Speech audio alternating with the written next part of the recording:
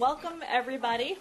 I am Teresa DeAndrea, Counsel and Secretary to the New York State Athletic Commission. New York State General Business Law, Section 1003, provides that the New York State Athletic Commission shall consist of 5 members appointed by the governor with the advice and consent of the Senate. Pursuant to that New York State law, 3 of the members of the commission shall constitute a quorum for the State Athletic Commission to do business and undertake action. This present meeting of the New York State Athletic Commission is now called to an order. I will now call the roll in alphabetical order by last name. Ndidi Masay, Donald Patterson. Present. Philip Stieg. Present. Edwin Torres. That's me. James Voswinkle. I'm here. Please let the record reflect that Commissioners Edwin Torres, Donald Patterson, and James Voswinkle are present at 123 William Street, and Commissioner Stieg is present by FaceTime with his address published to the public beforehand. A quorum of qualified members is therefore present, enabling transaction of business in accordance with New York State Open Meetings Law and General Business Law. Kim Sumler, the Executive Director of the New York State Athletic Commission, will now provide a report to the commissioners. Hi, everyone. I'd like to introduce the newest member of the NYSAC administration team, Edward Kunkel. Ed is appointed as the Director of Mixed Martial Arts. Ed is in the room. Say hello to Ed, everyone. Hello, everyone. Hi. Hello to Prior everyone. to Ed's appointment as the Director of Mixed Martial Arts, Ed was a Deputy Commissioner with the NYSAC since November of 2016. During his tenure with NYSAC as a Deputy Commissioner, Ed imparted his knowledge to NYSAC inspectors and has proved himself a leader who is respected by all. Prior to working with the NYSAC, Ed was employed with the Pennsylvania State Athletic Commission from 2005 until 2016.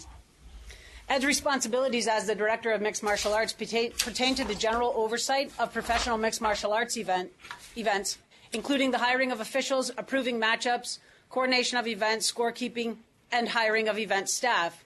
Ed will also be responsible for monitoring the activities of our licensed third-party sanctioning entities. NYSAC is very happy to have Ed on board. Next item on the agenda is the consideration and vote for the confirmation of recommended Office Administrative Hearing Decision 287-DOS-19. The New York State Department of State Counsel David Mossberg will now provide background of the disciplinary matter before the Commission. Thank you. As Kim mentioned, the current matter before the Commission is to evaluate and review a complaint that was brought by the State Athletic Commission against boxer Tyrell Wright. By complaint dated November 28, 2018, the New York State Athletic Commission brought a complaint against Mr. Wright after he tested positive for a performance-enhancing drug in violation of Title 19 of the NYCRR, among other regulations, following a urine specimen that was collected following a bout on October 27, 2018. The matter was represented by NYSAC Counsel Teresa DeAndrea and adjudicated before the Office of Administrative Hearings. I am therefore here to assist the Commission in evaluating it, as I wasn't part of presenting the case before the Administrative Law Judge. Following presentation of the case before the Office of Administrative Hearings, which was held in January of 2019, where Mr. Wright did not appear, the Office of Administrative Hearings rendered a recommendation to the Commission, which, pursuant to Title 19 of the NYCRR, needs to be reviewed by the Commissioners.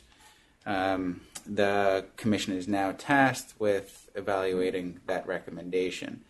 In summary, the Office of Administrative Hearings, based upon the case presented, made 3 recommendations.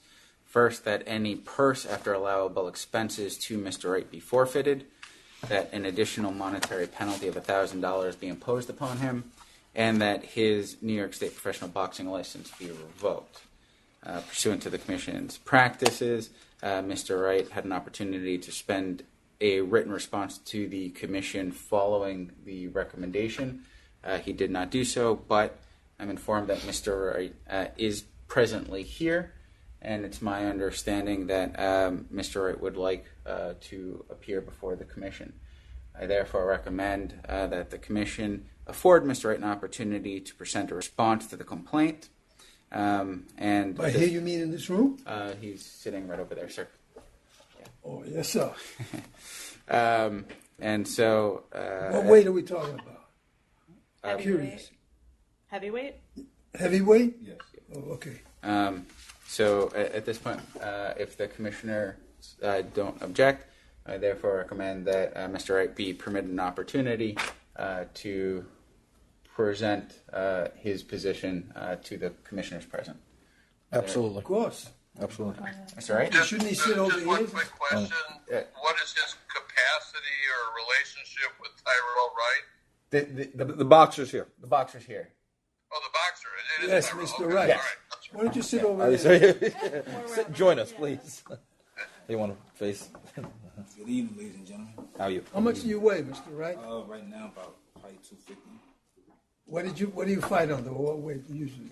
Heavyweight. What, 220? About 234. Yeah, okay. Thank you.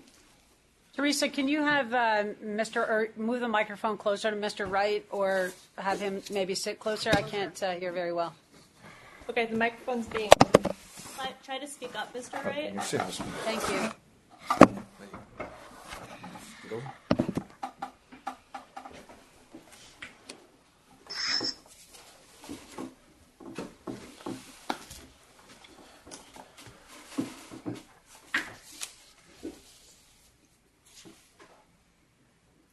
Mr. Wright, you may proceed whenever you're ready.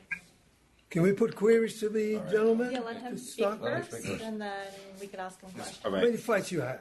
I'm 9-3 with 2 draws Very as a good. professional. First and foremost, I just want to apologize to the commissioner, and everybody, including the fighter that I fought that wasn't here, that's not here today, about what had happened, what had took place. I take full responsibility. I trusted in someone.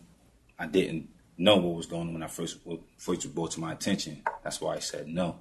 I didn't do anything like that, but talked to the team, and obviously the person I trusted, they had me take something that I wasn't supposed to take.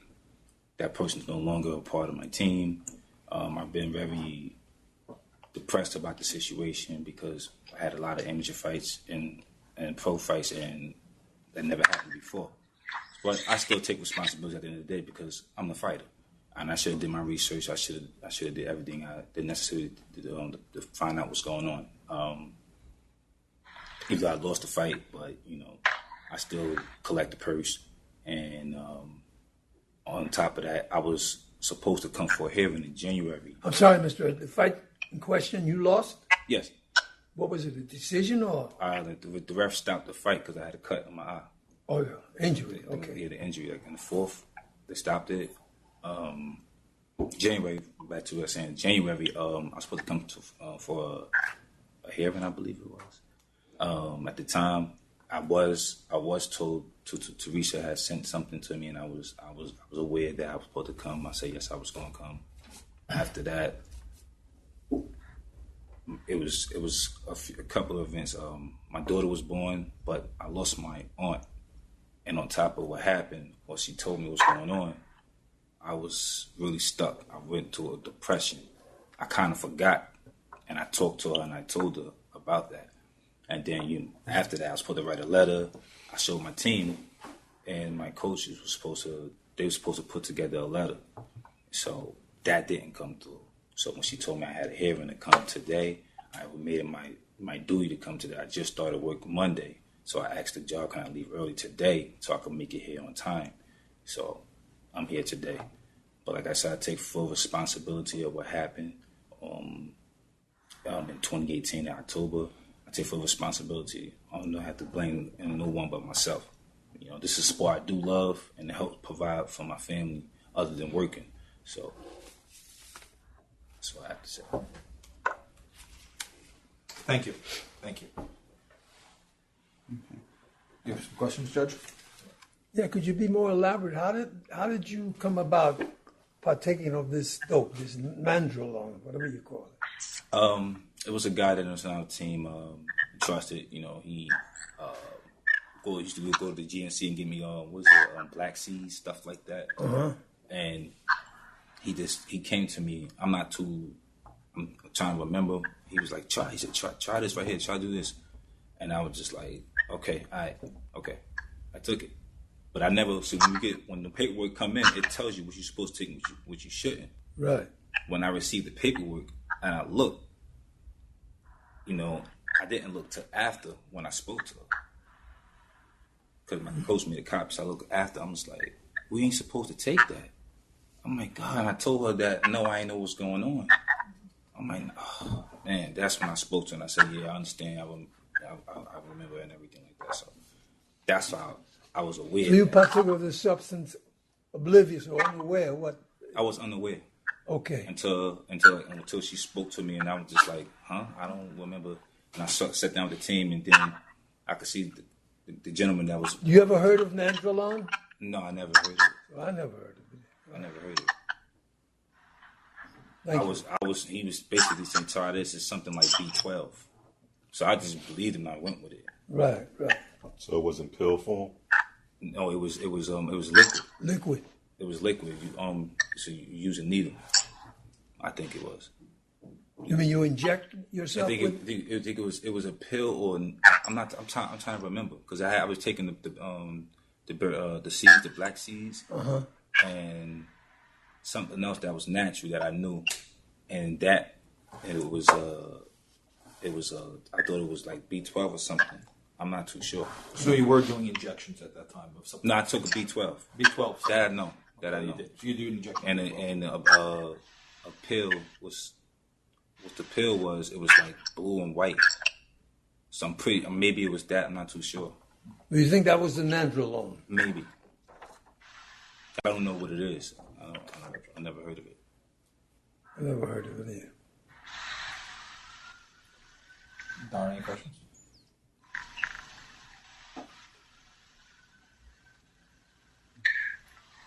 So you took one syringe, the B12. How often did you take B12? I took a B12, it was about 3 weeks, once a week,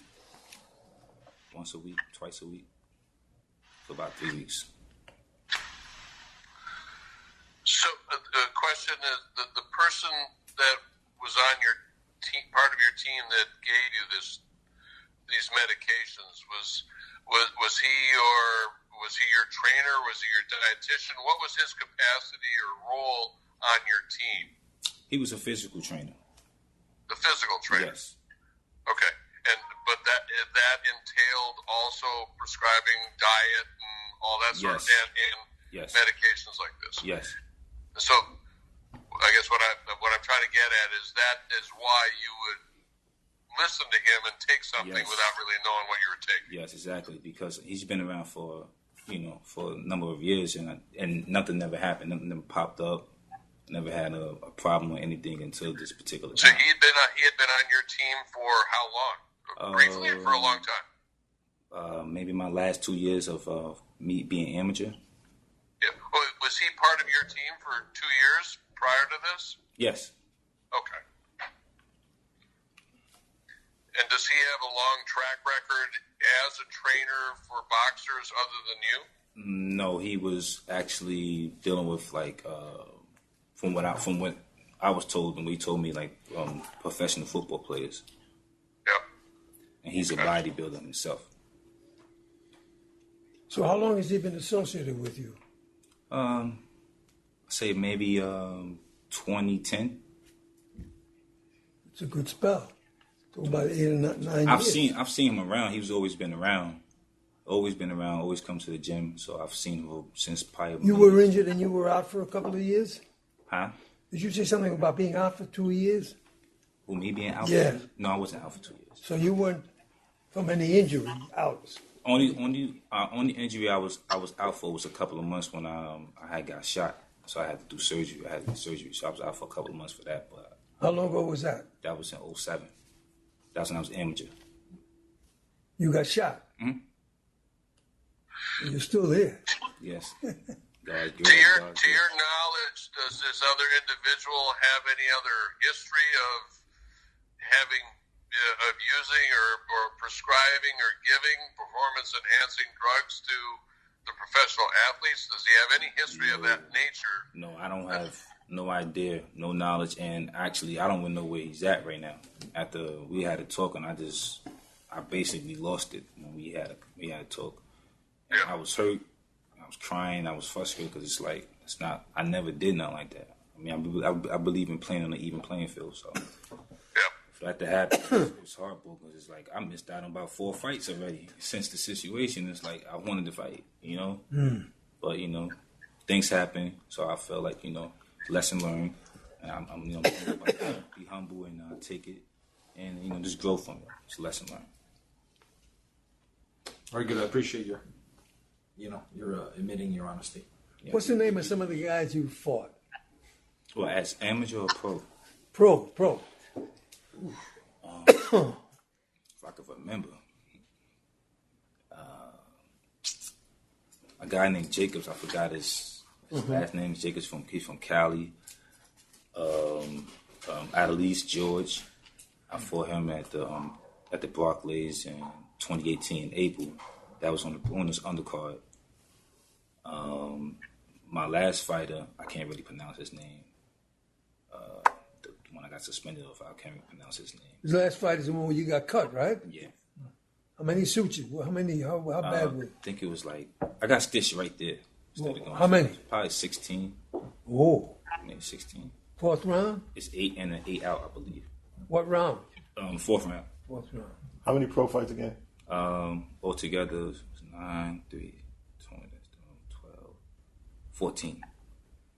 This guy's been with you throughout all the 14 camps, or how many fights he been with? He been with me since day one. How long has he been giving you B12 shots? He gave me B12 shots every fight. Every camp you use B12 Every shots. fight. Take shots. Yeah. Anyone else have any other questions? I'm good. Dr. Steig, any other questions? I'm good, thank you. So currently, if the commission is satisfied with the record before it, pursuant to New York Public Officers Law, Section 105, in order for the commission to fulfill the quasi-judicial role, consider the evidence, the record, and have an opportunity to consult with counsel, I recommend that the commissioners make a motion to move into executive session. Is there anyone willing to make a motion? I make a motion. Second. Okay. Is there any discussion, or is it unanimous? All right. So at this time, I will retire with the commission, and we will go into executive session.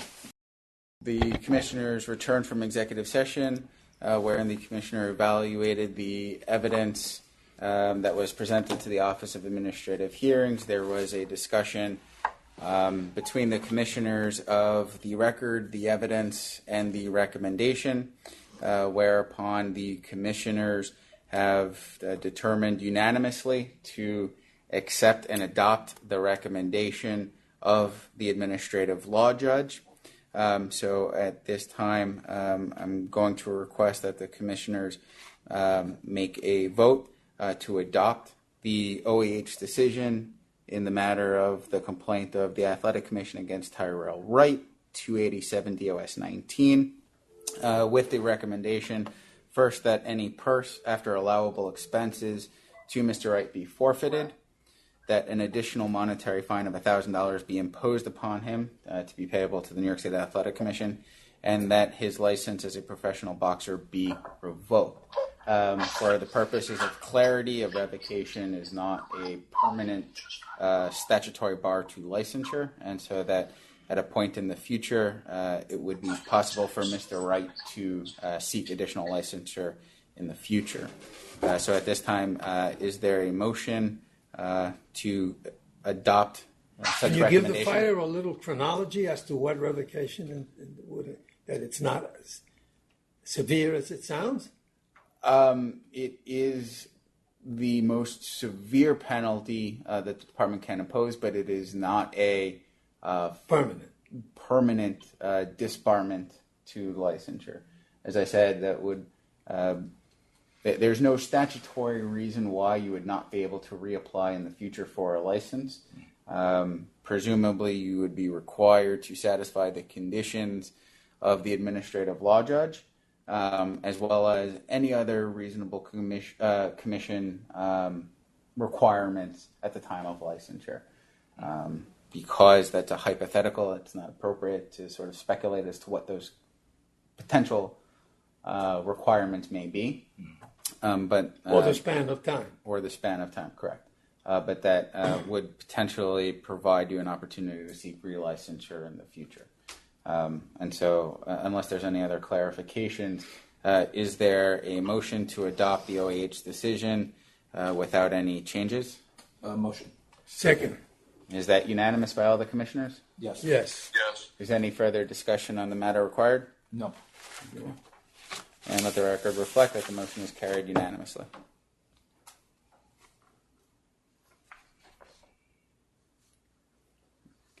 And at the end of the meeting, we will have an order for all the commissioners to sign. So you can provide Mr. Wright with a copy of that as well. All right. So we'll move forward now to the next agenda item. Kim? Next agenda item is the discussion and approval to implement the revised official bout contract for professional boxing and the official bout contract for professional mixed martial arts. The commission now turns, I'm so sorry, I'm reading off this piece of paper. So the commission now turns to the next order of business, a vote to approve the revised official bout contracts for both boxing, and professional mixed martial arts. Should the commission vote to approve the revised official bout contracts, these will go into effect on September 1st, 2019. Two substantive changes were recently made by the commission staff to provide further clarity and notice to the parties of the official bout contracts that, number one, the promoter agrees to provide advance notice to the combatants of any and all non-resident alien tax withholdings in the addendum or rider pursuant to federal law. And number two, that both the combatants and the promoters agree and acknowledge that the commission, in its sole discretion, may select, provide, and direct language access services as mandated by New York State Executive Order number 26. The changes are highlighted on the revised contracts provided to you for your review. The addition of the notice to the combatants of non-resident alien tax withholdings will help facilitate less last-minute changes to the official bout contracts and provide notice to the parties that non-resident alien combatants are subject to federal tax withholding laws. The addition of the notice regarding language access services to the contract will provide notice to the parties that the Commission selects, provides, and directs this, not the promoter or the combatant, as mandated by New York State regulation. On July 10th, 2019, I circulated an email to all the promoters about the proposed substantive changes to the official bout contracts that will be voted on by the Commission today, and not one promoter provided any comment or objection to these changes. Are there any questions regarding the proposed official bout contract changes? No. No. Is there a motion to adopt the revised official bout contract for professional boxing and the official bout contract for professional mixed martial arts? So moved. Second. Does anyone second the motion? I do. All commissioners in favor? Aye. Yes. Any opposed? Nay. Please let the record reflect that the motion carries and that the revised official bout contracts will go into effect on September 1, 2019. Once effective on September 1, the use of any older version of the official bout contracts will no longer be valid or accepted by the Commission. The next item on the agenda is the discussion and approval to repeal Commission Bulletin 2015-4, Suspensions of Overweight Boxers. The bulletin only applies to professional boxers and not professional mixed martial artists. The Commission Bulletin addresses suspensions when professional boxers do not make their contracted weight, which are, one, for a first violation of the terms of the contract, a 90-day suspension is issued. For a second violation of the terms of the contract, a 180-day suspension is issued. For a third violation of the terms of the contract, a 270-day suspension is issued. And for a fourth and subsequent violation of no less than 270 days. Commission staff finds that the required suspensions of, for example, 90 days for a first-time violation where a professional boxer is only, say, a half a pound overweight, to be excessive and not in the best interests of professional boxing.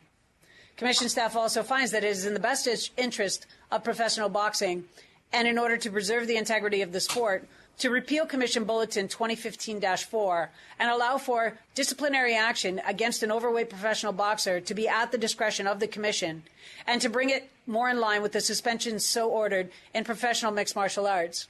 By repealing Commission 2015-4, the New York State law and regulation still allows the Commission to suspend overweight boxers, but now the suspensions are at its discretion. Repeal of Commission Bulletin 2015-4 is not retroactive, meaning that all currently suspended professional boxers will still have to finish their already imposed suspension terms. Is there a motion to repeal Commission Bulletin 2015-4? Motion. Second. Second. Is there, are all in favor of approving Commission Bulletin 2015-4? Yes. Yes. Yes. Anyone opposed? All right, motion carries and Commission Bulletin 2015-4 is now repealed. Let the record reflect that the Commission Bulletin 2015-4 will be immediately removed from the Commission website. I'm going to turn the meeting over now to... I'm sorry, Judge, what was that?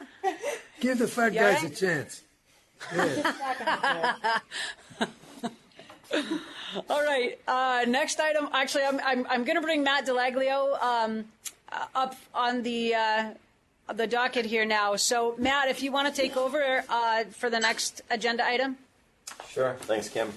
Next item on the agenda is the approval of the following professional boxing gloves, both in 8-ounce and 10-ounce. First pair here is the Venom Coco Pro boxing gloves. Pass those around, circulate them. Second pair is Adidas ADI SBG 750 Addy Star. And then there are 3 gloves, RDX brand. First one is the RDX Apex F Series A3, which are these. And these are different than the ones we looked at the last meeting. Yes, correct. These have never been approved yet. Yeah, I'll hold them up for you. Next Well, I'm one going to have to trust you guys. Tell me whether you like them. is the RDX Cortex F Series C2. And the last glove is the RDX Cortex F Series C3. Commissioners have before them an evaluation form for the make and model of the professional boxing gloves to be considered today. As prepared by staff, the gloves are now being circulated for evaluation by the commissioners.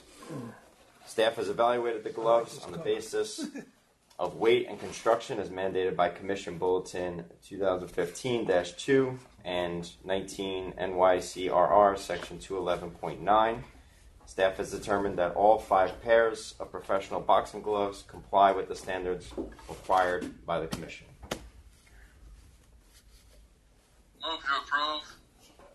I'm almost there. Damn.